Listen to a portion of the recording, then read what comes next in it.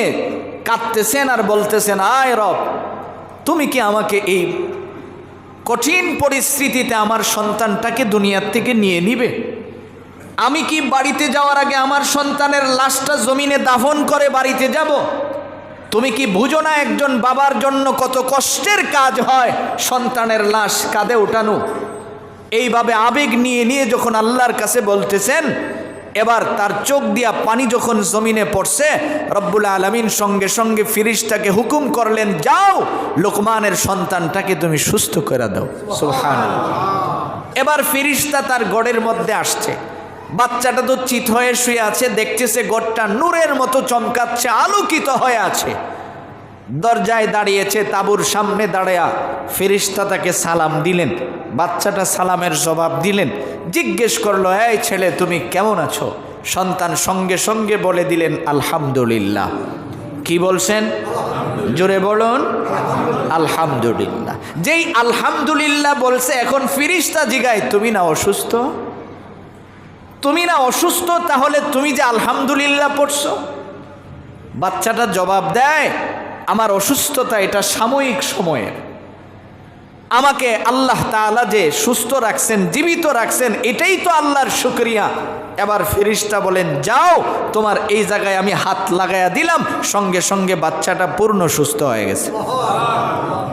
এই জন্যে রব্বুল আলামিনের নবী বলেন, উম্মত শোনো, তোমার যত বড় মুসিবতই থাকুক না কেন, কারণ তুমি শুকরিয়া আদায় করতে শিখো। এই জন্য নবীজি শিখাইছেন যে তুমি যখন দোয়া করবা, আল্লাহর কাছে বলবা, রব আপনি আমাকে এমন কলব দান করেন যেই কলব সবসময় কি করে?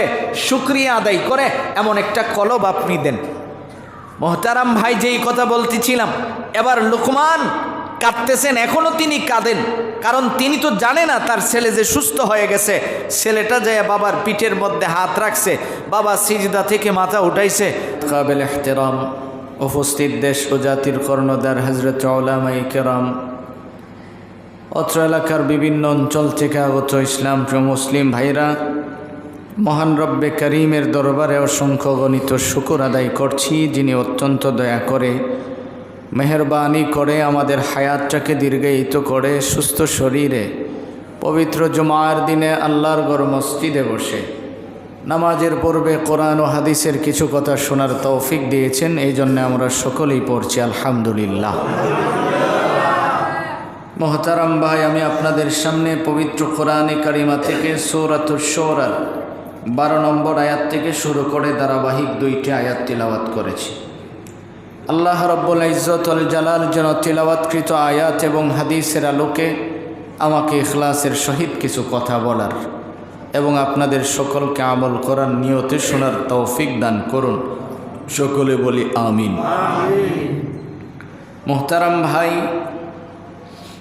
আমরা ধারাবাহিকভাবে সূরাতুশ শূরার এই 11টা আয়াত পর্যন্ত ধারাবাহিক কথাগুলি শুনেছি। আজকে আমরা যেই বিষয়টা বোঝার চেষ্টা করব, আল্লাহ রব্বুল আলামিন শুরুতেই বলেছেন যে আসমান এবং জমিনের মালিক একমাত্র আল্লাহ।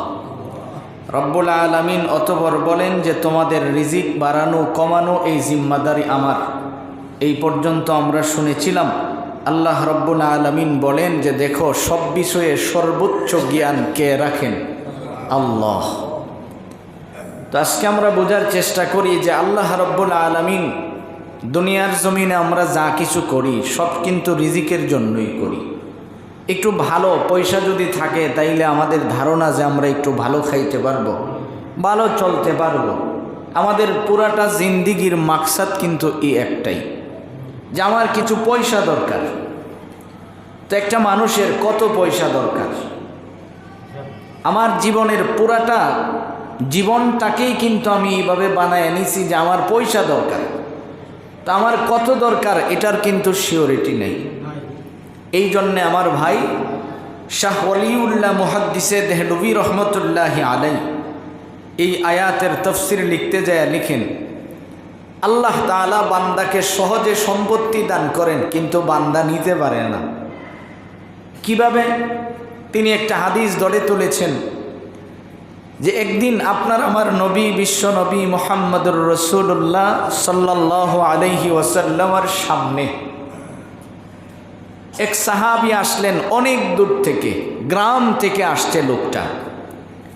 ইনি যে গ্রাম থেকে আসছেন এটা বোঝা যায়, তার চেহারার মধ্যে প্রচুর পরিমাণে ঘাম লেগে আছে।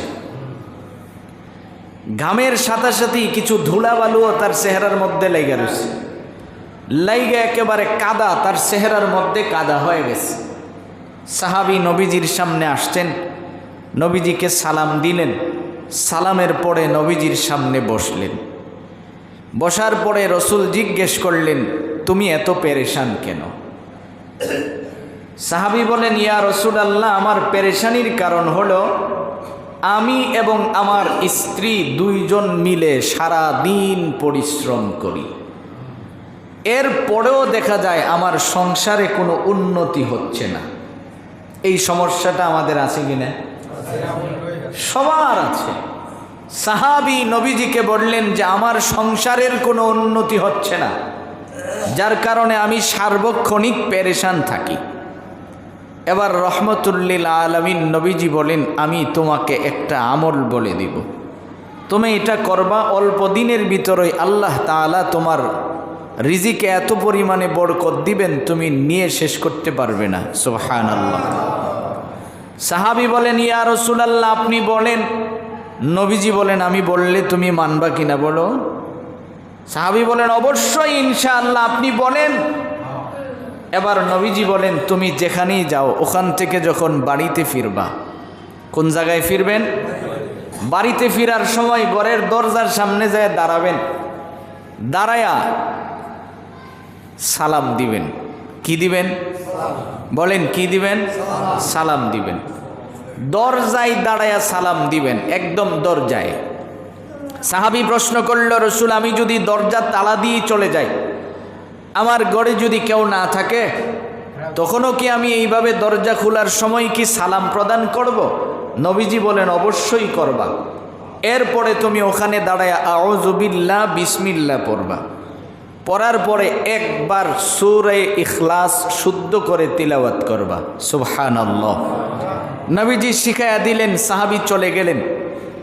30 থেকে 35 দিন পরে ওই সাহাবী নবীজির সামনে আবার আসলেন। আয়েশা বলেন, ইয়া রাসূলুল্লাহ, আপনি আমাকে যে আমল শিখিয়ে দিয়েছেন, আমি এখন তো আমার সম্পদের পাহারাদারি করার যোগ্যতাই হারিয়ে ফেলেছি। রব্বুল আলামিন আমাকে এত পরিমাণে সম্পদ দিয়েছেন যেইগুলি আমি এখন আর জমা করে রাখার মতো সুযোগ আমার নাই। আমার ভাই বলুন তো, এই আমলটা সহজ না কঠিন? আপনি, আপনার স্ত্রী, আপনার সন্তান সবাইকে শিখায়া দেওয়া যে আমরা সবাই যখন বাহিরে যাব, ঘরে ঢুকবো, এইভাবে দরজায় দাঁড়ায়া সালাম দিব। সালাম দেওয়ার পরে কি করব? আউযু বিল্লাহ বিসমিল্লাহ পড়ে সূরা ইখলাস একবার তিলাওয়াত করে তারপরে ঘরের ভিতরে প্রবেশ করব। পারবো না ইনশাআল্লাহ? বেশি কঠিন আমল? একদম সহজ। যদি আপনি এমন আমল করেন, নবীজির ভাষায় নবীজি বলেন, অল্প দিনে আল্লাহ তাআলা তোমার আসমান থেকে তোমাকে কুদরতিভাবে রিজিকে বরকত দিতে শুরু করবেন। সুবহানাল্লাহি ওয়া বিহামদিহি। আমার ভাই, এখন আসুন, কোনো বান্দা যদি এই আমলটা নিয়মিত করে,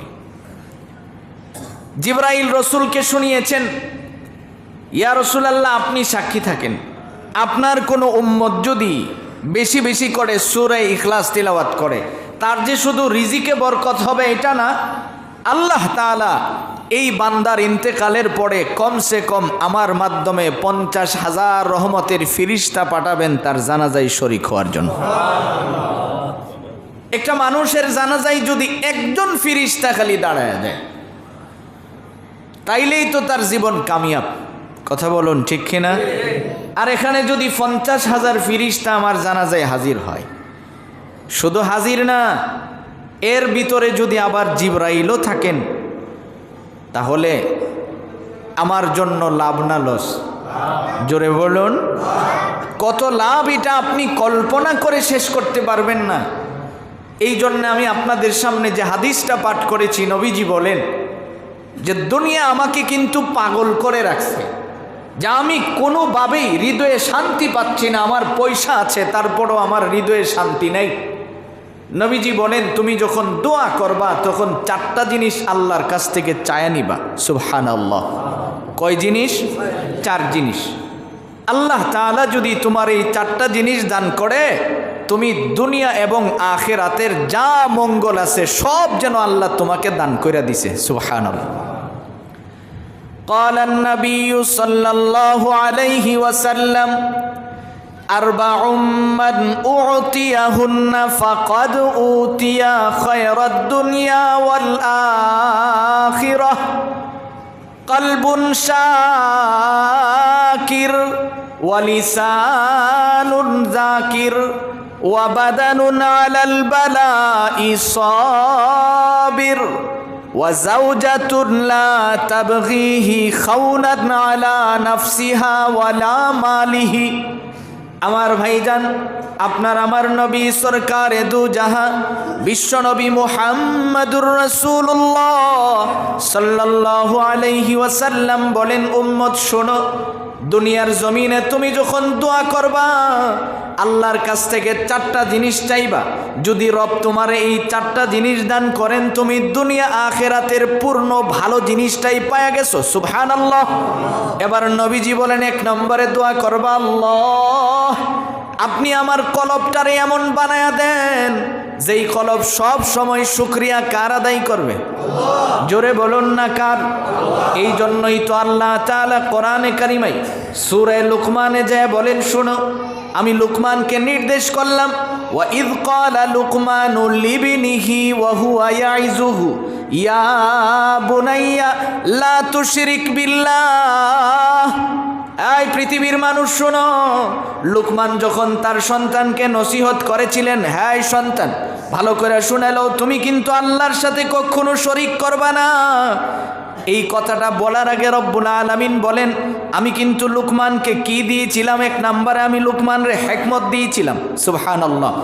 মানে এত জ্ঞানী আমি লুকমানরে বানাইছি।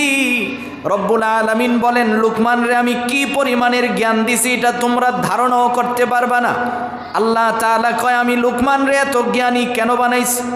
রব্বুল আলামিন কয়, ওয়ালাকাদ আতাইনা লুকমানাল হিকমাহ, আমি তাকে এত বেশি জ্ঞান দিয়েছি, আমি রব্বুল আলামিন তারে জ্ঞানের ভান্ডার দান করে দিছি। সুবহানাল্লাহ। এবার আমি লুকমানরে কইছি, আনিশকুর লিল্লাহ, তোমারে যে আমি এত দামি বানাইছি, তোমারে যে আমি এত বুদ্ধি দিছি, এত জ্ঞান দিয়েছি, এর জন্য তুমি শুকরিয়া আদায় করো কার? জোরে বলুন না কার? এবার রব্বুল আলামিন কয়, আল্লাহর শুকরিয়া আদায় কইরা তুমি মনে করো না তোমার এই শুকরিয়ার দ্বারা রব্বুল আলামিনের দাম বাইরে গেছে। আল্লাহ তাআলা কয়, না, আনিশকুর লিল্লাহ ওয়া মান ইয়াশকুর ফা ইন্নামা ইয়াশকুরু লিনাফসি, তুমি যে শুকরিয়া আদায় করবা এর জন্য তোমারই লাভ হবে। সুবহানাল্লাহ। তুমি তো শুকরিয়া আল্লাহর জন্য আদায় করো না, কারণ তুমি শুকরিয়া আদায় করো নিজের জন্য। আনিশকুর লিল্লাহ, আল্লাহ কয় তুমি যদি শুকরিয়া আদায় করো এতে কইরা লাভ হবে কার? তোমার হবে। এই জন্য নবীজি বলেন, উম্মত তুমি আল্লাহর দরবারে যখন দোয়া করবা চাইবা এই কথা, রব আপনি আমারে এমন একটা কলব দান করেন যেই কলব সব সময় শুকরিয়া কার আদায় করে? আল্লাহর। শুকরিয়া যদি আপনি আদায় শিখে যান, আপনাকে দুনিয়ার কোনো অশান্তি ধরবে না, কারণ সর্ব অবস্থায় আপনি যখন বলবেন আলহামদুলিল্লাহ, এর চেয়ে বেশি লাভজনক আর কোনো কিছু নাই। শুকরিয়ার দ্বারা কি লাভ হয়?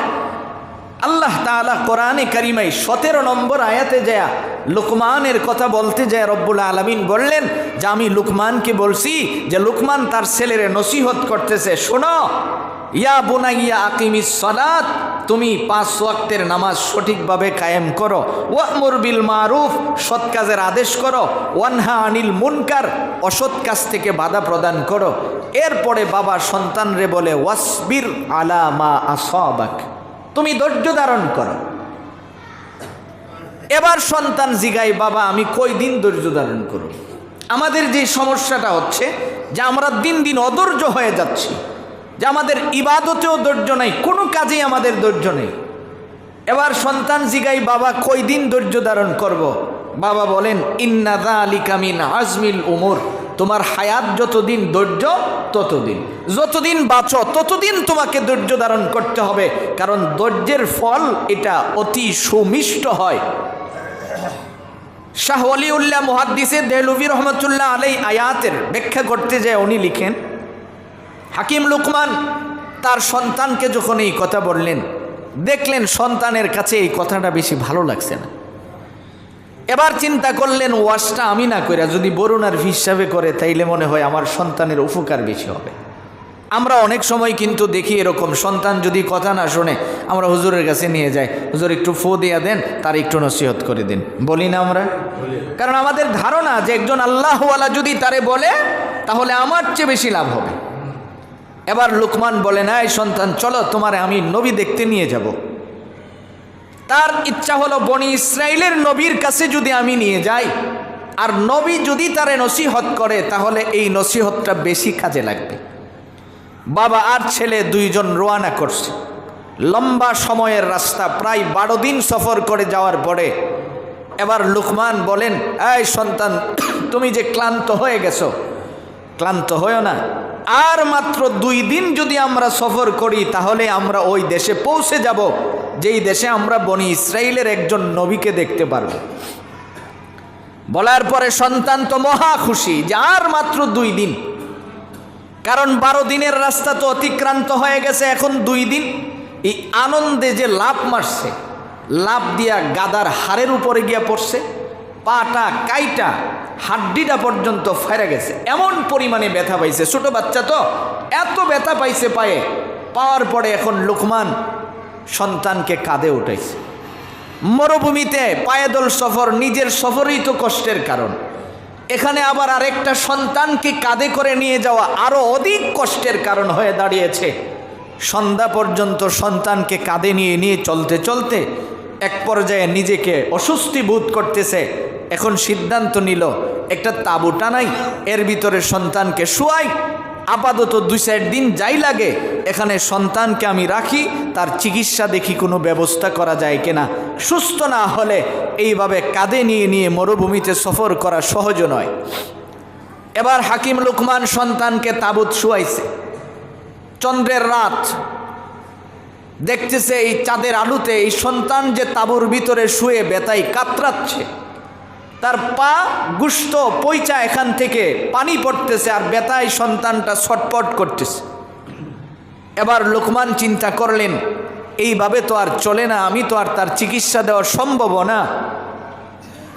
তবে পৃথিবীর জমিনে অসুস্থ ব্যক্তিকে কোনো চিকিৎসা ছাড়াই সুস্থ কে করে দিতে পারেন? জোরে বলুন। এবার লুকমান চিন্তা করলেন, আমি সর্বোচ্চ চিকিৎসাটা এখন করব, কারণ আমি আমার রবের দরবারে আমার এই সন্তানের জন্য চাইব, আল্লাহর কাছে চাইব, রব যদি আমার সন্তানকে সুস্থ করে দেন তাইলে তো আমার আর কষ্ট করা লাগে না। এবার সিজদায় পড়ে জমিনে কাঁদতেছেন আর বলতেছেন, আয় রব তুমি কি আমাকে এই কঠিন পরিস্থিতিতে আমার সন্তানটাকে দুনিয়ার থেকে নিয়ে নিবে? আমি কি বাড়িতে যাওয়ার আগে আমার সন্তানের লাশটা জমিনে দাফন করে বাড়িতে যাব? তুমি কি বুঝো না একজন বাবার জন্য কত কষ্টের কাজ হয় সন্তানের লাশ কাঁধে উঠানো? এইভাবে আবেগ নিয়ে নিয়ে যখন আল্লাহর কাছে বলতেছেন, এবার তার চোখ দিয়া পানি যখন জমিনে পড়ছে, রব্বুল আলামিন সঙ্গে সঙ্গে ফিরিস্তাকে হুকুম করলেন, যাও লুকমানের সন্তানটাকে তুমি সুস্থ করে দাও। সুবহানাল্লাহ। এবার ফিরিস্তা তার গড়ের মধ্যে আসছে, বাচ্চাটা তো চিত হয়ে শুয়ে আছে, দেখতেছে গড়টা নূরের মতো চমকাচ্ছে, আলোকিত হয়ে আছে। দরজায় দাঁড়িয়েছে, তাঁবুর সামনে দাঁড়ায়া ফেরেশতা তাকে সালাম দিলেন। বাচ্চাটা সালামের জবাব দিলেন, জিজ্ঞেস করলো, এই ছেলে তুমি কেমন আছো? সন্তান সঙ্গে সঙ্গে বলে দিলেন, আলহামদুলিল্লাহ। কি বলছেন? জোরে বলুন, আলহামদুলিল্লাহ। যেই আলহামদুলিল্লাহ বলছে, এখন ফেরেশতা জিগায়, তুমি না অসুস্থ?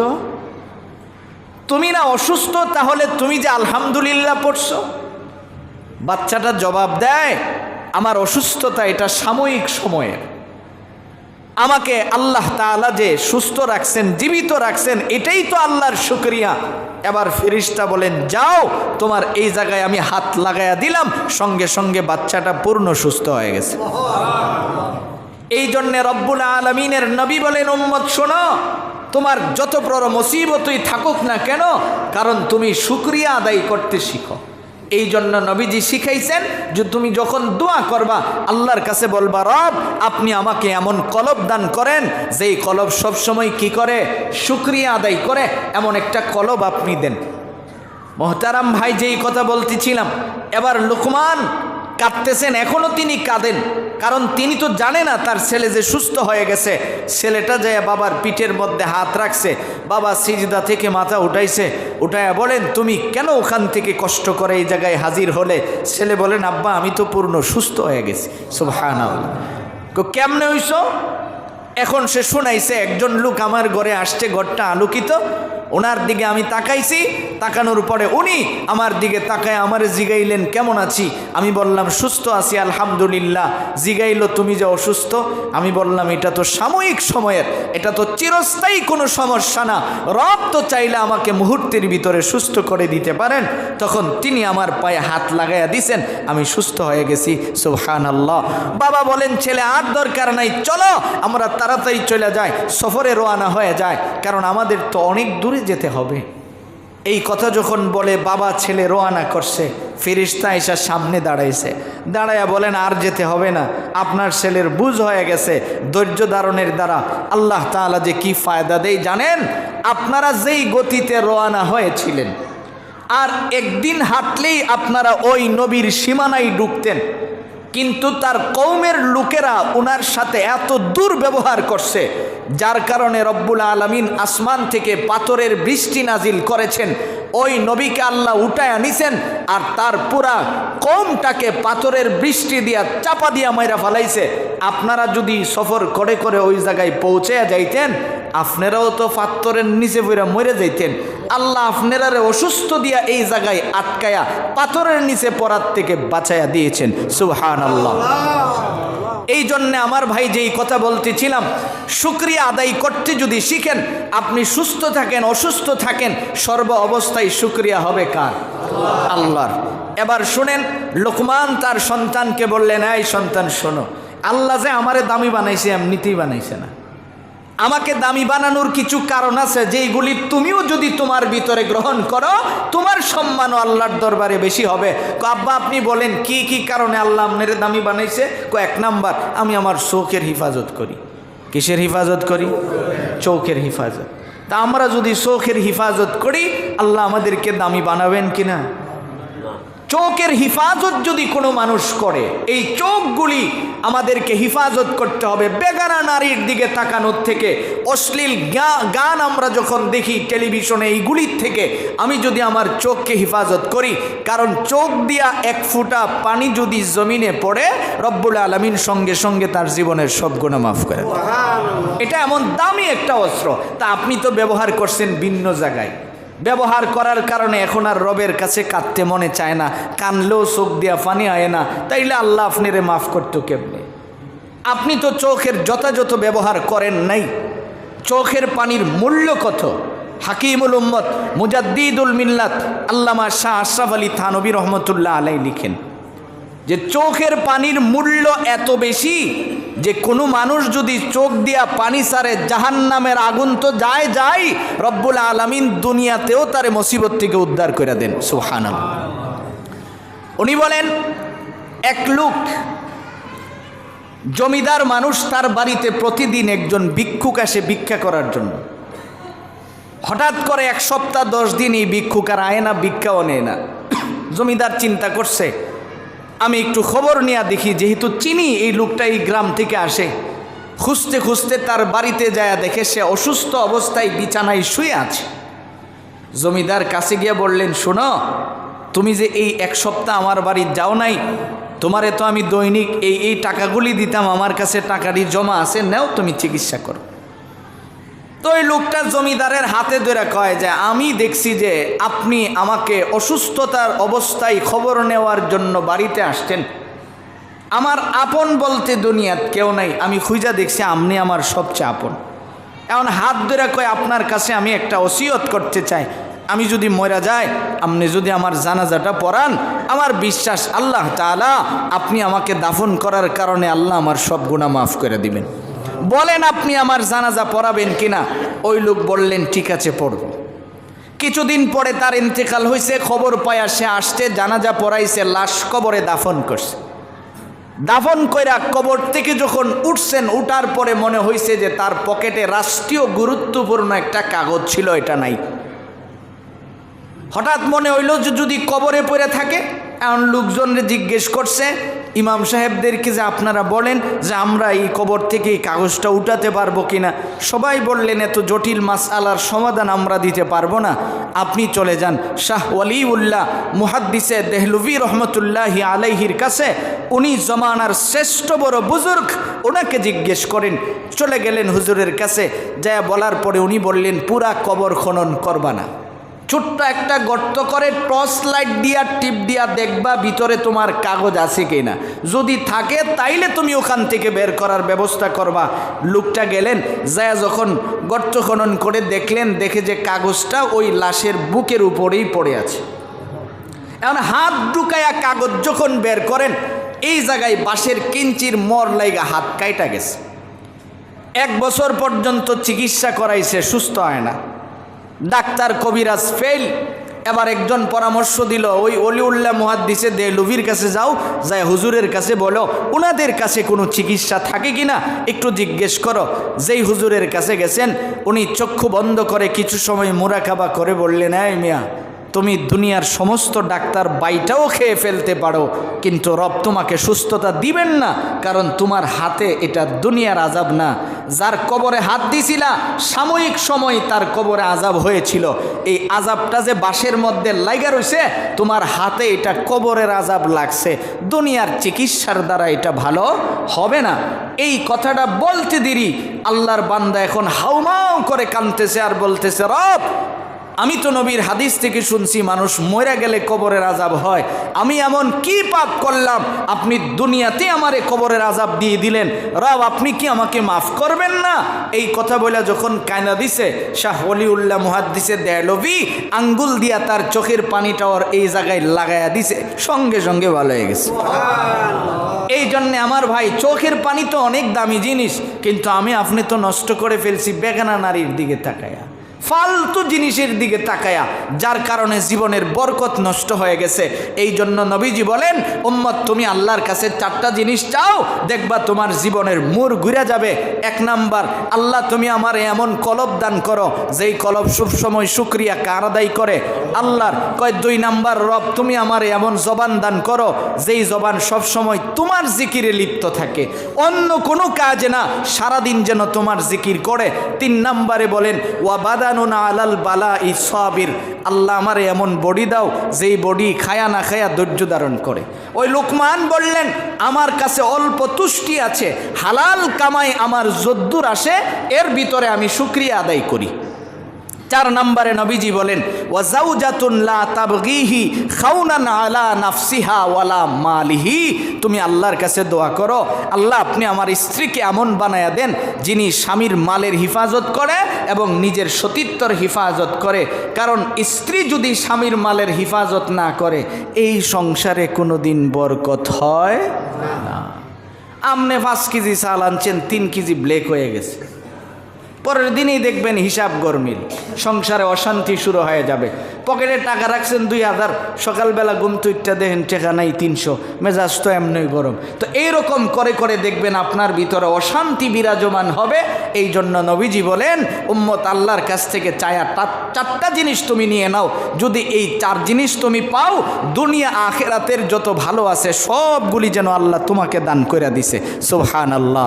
এই জন্য আমার ভাই যেই কথাটা বলতেছিলাম, তিলাওয়াতকৃত আয়াতে আল্লাহ তাআলা যে বললেন, শোনো তোমার রিজিক কিন্তু বাড়ানো কমানো এটা আমার কাছে, তবে তুমি যদি কিছু কাজ করো। ওই যে শাহ ওলিউল্লাহ মুহাদ্দিসে দেহলভী রহমতুল্লাহ আলাই বললেন, শুরুতে যেই কথাটা শোনালাম আপনাদেরকে, যে আপনি যদি এই সূরা ইখলাসটা এই নিয়মে তিলাওয়াত করেন, আল্লাহ তাআলা কিছুদিনের ভিতরেই আপনি দেখবেন আপনার রিজিকে অডেল বরকত আল্লাহ দিতে শুরু করছেন, যা আপনি নিয়ে শেষ করতে পারবেন না। পারবো না ইনশাআল্লাহ? মনে আছে কিভাবে? বাহির থেকে যায় ঘরের দরজার সামনে দাঁড়ায় আগে সালাম দিমো, তারপরে আউযুবিল্লাহ বিসমিল্লাহ পড়া সূরা ইখলাস তিলাওয়াত করুম, কইরা তারপরে ঘরে ঢুকবো। এইভাবে আপনি কয়েকদিন আমল করেন, দেখবেন আল্লাহ তাআলা এত পরিমাণে আপনার রিজিকে বরকত দিতেছে, আপনি এটা নিয়ে শেষ করতে পারবেন না। আমি কিন্তু নিজে আমল না করে কাউরে কোনো দিন কিছু বলি না, এটা আমার একটা তবিয়তে পরিণত হয়েছে। আলহামদুলিল্লাহ, আমি যতদিন একটা আমল না করি, আমি যেদিন থেকে এই হাদিসটা পড়লাম আমি এটার উপরে আমল শুরু করেছি, এরপর আমি আপনাদেরকে শুনিয়েছি। আপনারাও যদি পড়েন তো জিবরাইল রসুলকে শুনাইছেন, ইয়া রাসূলুল্লাহ আপনি শুনে রাখেন, আপনার উম্মতগুলি হাসরের ময়দানে না দুনিয়ার থেকে আসার পরেই তার যে জানাজা হবে না, আমি জিবরাইল কমসে কম 50,000 রহমতের ফিরিস্তা নিয়ে তার জানাজায় হাজির হম। নবীজি তাবুকের যুদ্ধে গেলেন, অনেক লম্বা ইতিহাস। যুদ্ধে যাওয়ার পরে রসুল ওখানে গিয়া দেখেন শত্রু বাহিনী নাই, পাঠালেন আলীকে, যাও পাহাড়ের উপরে উঠো। ওইটা দেখে ওরা গুহার ভিতরে গাপটি মেরা রয়েছে কিনা, পাহাড়ের উপরে উঠছে, ওইটা দেখে একজনও নাই। খুঁজতেছেন, পেরেশান হয়ে গেছে। আমগরে বলা হয়েছে আমরা 20 দিন সফর করে আইছি, যুদ্ধ করতাম, এখন যার লগে যুদ্ধ করুম হে ঐত্য নাই। এমন সময় জিবরাইল আইসা কয়, ইয়া রাসূলুল্লাহ আপনারা টেনশন করতে হইব না, বিনা যুদ্ধে আপনারা বিজয়, আপনারা আইবার আগেই কাফেররা পলাইয়া গেছে। সুবহানাল্লাহ। হযরতে আলী, নবীজি বললেন রেডিও জামোগা। আলী কয়, হুজুর আমার ছোট্ট একটা পরামর্শ, আমরা 20 দিন কষ্ট করে এই জায়গায় হাজির হইছি, আমাদের সফরের একটা ক্লান্তি আছে, আবার 20 দিন সফর করে আমরা মদিনা যাবো, আমগর তো অনেক কষ্ট হইব, এসে আমাদেরকে যদি 1-2 দিন থাকার অনুমতি দেন, আমরা এখানে রেস্টও নিলাম, আবার 1-2 দিনের ভিতরে যদি শত্রু বাহিনী অতর্কিত কোনো হামলা করার প্ল্যান করে, আমরা এখানে থাকলে এটাও বেঁচতে যাবে, আমরা এখান থেকে এটাকে প্রতিহত করব। নবীজি বলেন, তোমাদের কথাটা আমার পছন্দ হয়েছে, থাকো। 3 দিন সুন্নত মোতাবেক থাকলেন। থাকার পরে যখন রওনা করছে, পাহাড়ের উপর থেকে নিচে নামছে, রসুল নিচে নাইমা দেখে জিবরাইল 2টা ডানা 2 পাহাড়ের মধ্যে এইভাবে দিয়া দাঁড়ায়া পুরা রাস্তা ব্লক করে দাঁড়ায় রয়েছে। রসুল জিগায়, এইভাবে দাঁড়াইছো কেন, শত্রু বাহিনীকে আবার আইতাছে? না, আপনি এখন আমার সাথে চলতে হবে। নবীজিকে সামনের দিকে নিয়ে রওনা হয়েছেন। যেতে যেতে কিছু দূর যাওয়ার পরে নবীজির সাহাবী জাবির ইবনে আব্দুল্লাহ বলেন, আমি দেখতেছি রসুল যে হাঁটতেছেন, পায়ের বৃদ্ধা আঙ্গুলিতে ভর করে করে হাঁটতেছেন, খুব কষ্ট করে হাঁটতেছেন। আমি জিজ্ঞেস করলাম, নবী এই পাথরের পাহাড় দিয়ে হাঁটতে কি আপনার কষ্ট হয়? নবীজি বলেন না। তাইলে এইভাবে হাঁটছেন কেন? রসুল বলেন, আমি যে পা ফেলবো, আমি তো দেখতেছি যে ফিরিস্তারা এত পরিমাণে দাঁড়ায়া রয়েছে, ওদের পাগুলির কারণে আমি এই জায়গায় পূর্ণভাবে পাটা ফেলতে পারতেছি না। সুবহানাল্লাহ। সামনে গেলেন, যাওয়ার পরে জিবরাইল কয়, আপনি জানাজার নামাজ পড়ান, এই যে লাশ রেডি আছে। নবীজি কয়, কার জানাজা? কয়, আগে জানাজা পড়ায় এলন। জানাজা পড়াইছে, এবার কয় লাশ কবরে নামান। এবার কবরে নামায় রসুল বলেন, তুমি কত দামি মানুষ, আমি একটা যুদ্ধের ময়দান থেকে ফিরার আগেই তোমার জানাজা পড়ানোর জন্য আমার এখানে আনা হয়েছে, আবার তোমার লাশ আমার হাত দিয়া কবরে রাখা হয়েছে, তুমি কতই না ভাগ্যবান। এবার জিবরাইল কই, একটু দেখালেন, এইভাবে যে আপনি কইতাছেন তার চেহারাটা একটু দেখালেন। এবার নবীজি কাপড় সরাইছে, সরাইয়া দেখা কই, এটা তো আমার সাহাবী। আপনার সাহাবী আপনি চিনেন না এতক্ষণ? কোনা আমার সাহাবী মুআবিয়া ইবনে মুআবিয়া, তার মূল্য এইভাবে কি করে হলো? যার জানাজা পড়ানোর জন্য আমাকে যুদ্ধের ময়দান থেকে আনা হলো, আবার লাশ কবরে আমি নিজে দাফন করলাম। কি করে এমন হয়েছে? জিবরাইল কো রসুল, আপনার এই সাহাবী যখনই সময় পাইতো বয়ে বয়ে সূরা ইখলাস তিলাওয়াত করত। তাই নাকি? কহা। এবার জিবরাইল কো রসুল, আপনি সাক্ষী থাকেন, আপনার কাছে আমি শোনায়া গেলাম, কিয়ামত পর্যন্ত আপনার উম্মতেরা যদি এই আমলটা নিয়মিত করে লয়, আমি জিবরাইল শোনায়া গেলাম, ও যখন মরে যাইব তার ইন্তেকালের পরে আমি তার জানাজায় 50,000 রহমতের ফিরিস্তা নিয়ে হাজির হয়ে যাব। এই আমলটা কি খুব কঠিন? না, একদম সহজ। আপনি আজকের থেকে নিয়ত করে ফেলেন, ইনশাআল্লাহ আমি আর ছাড়বো না, দেখবেন আপনার জীবনে বরকত আসতে শুরু হয়ে গেছে। মোহতারাম ভাই, জীবন সুন্দর করতে এর চেয়ে বেশি কিছু তো লাগে না। শুধু আপনি যদি নিজেকে উঠায় আনেন, আপনার কোনো পেরেশানি তো থাকবে না, অবসর আছেন, বসে বসে সূরা ইখলাস তিলাওয়াত করতে থাকেন, দেখবেন জীবন সুন্দর হয়ে গেছে। মোহতারাম ভাই, এই জন্য বলেছিলাম আল্লাহ তাআলা কই ইয়াবসুতুর রিজকা লিমান ইয়াশাউ ওয়া ইয়াকদির, তোমার রিজিক বাড়ানো কমানো আর তাকদীরে কি আছে না আছে এটা নির্ধারণ তো একমাত্র আমি করি। আর নবীজি বলেন কিছু কিছু কাজের দ্বারা রব্বুল আলামিন বান্দার হায়াত রিজিকে বারাকা দান করেন। সুবহানাল্লাহ। আল্লাহ রব্বুল ইজ্জত ওয়াল জালাল যেন আমাদের সকলকে এই কথাগুলির উপরে বুঝে শুনে আমল করার তৌফিক দান করুন। আমিন। সুবহানাল্লাহ।